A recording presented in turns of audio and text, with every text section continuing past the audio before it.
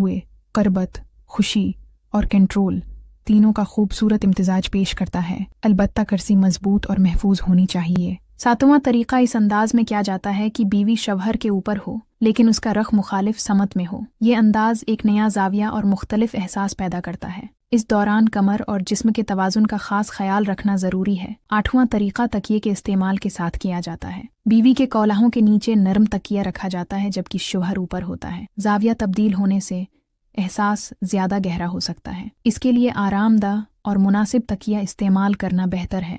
नवां तरीका फर्श पर किया जाता है जहां कालीन या नरम चटाई पर मुख्तलिफ अंदाज अपनाए जा सकते हैं। माहौल और जगह की तब्दीली एक नया एहसास पैदा करती है। घटनों और कहनियों के नीचे नरम सहारा देना जरूरी है ताकि आराम बरकरार रहे। 10वें तरीके में शौहर खड़ा होता है जबकि बीवी बस्तर के किनारे लेटी होती है और इसकी टांगें ऊपर की जानिब होती हैं। ये अंदाज मुनफरिद जाविया और बेहतर कंट्रोल